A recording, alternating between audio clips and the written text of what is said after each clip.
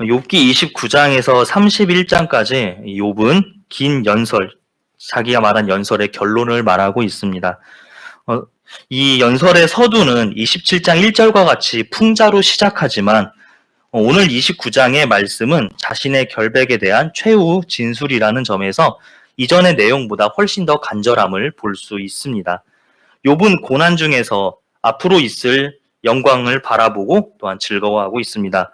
우리가 현재 받는 고난은 장차 받을 영광과 좋게 비교할 수 없습니다.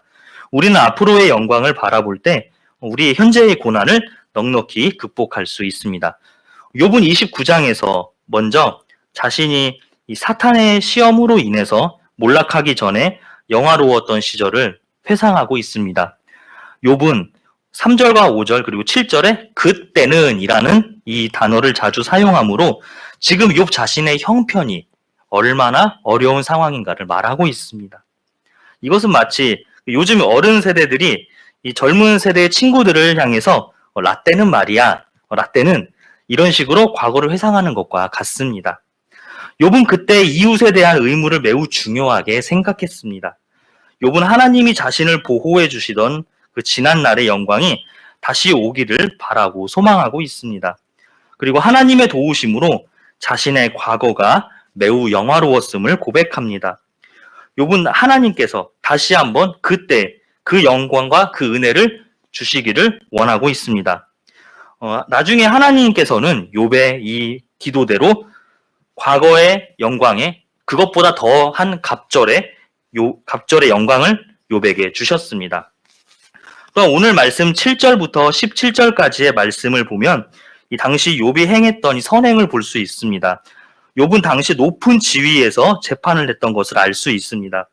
욥은 과거에 성문에도 가고 거리에도 자리를 마련하였습니다.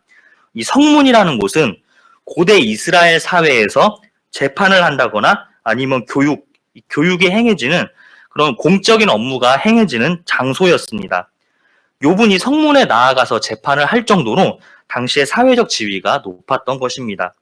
또한 욥은 자비한 마음으로 이웃의 어려운 사정을 돌아보고 그들을 구제하였습니다.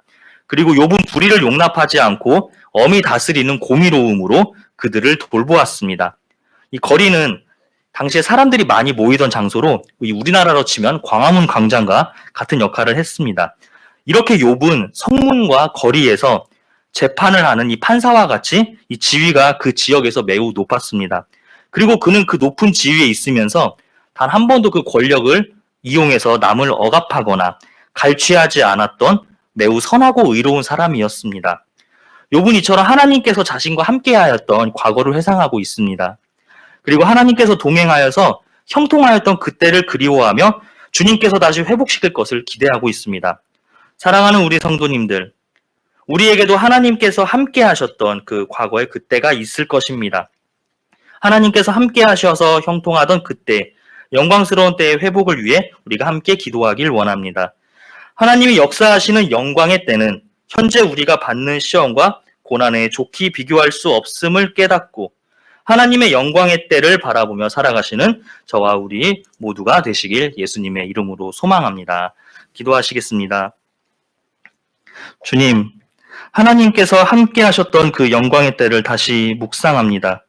고난과 역경의 시련을 이겨내고 그 어떤 것과도 비교할 수 없는 하나님의 영광을 사모하며 오늘도 우리가 주님께 기도할 때에 우리의 앞을 가로막는 어두움을 거두어 주시고 빛으로 우리의 길을 인도하여 주시옵소서.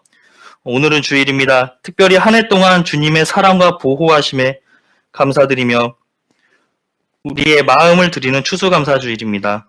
오늘 하루, 지난 한 해, 그리고 우리의 인생을 보호하여 주시고 인도하여 주신 우리 주님을 기억하며 오늘만 감사하는 것이 아니라 우리가 평생토록 감사하며 살아가는 우리 모두가 되게 하여 주시옵소서. 주님께 감사드리며 예수 그리스도의 이름으로 기도하옵나이다. 아멘.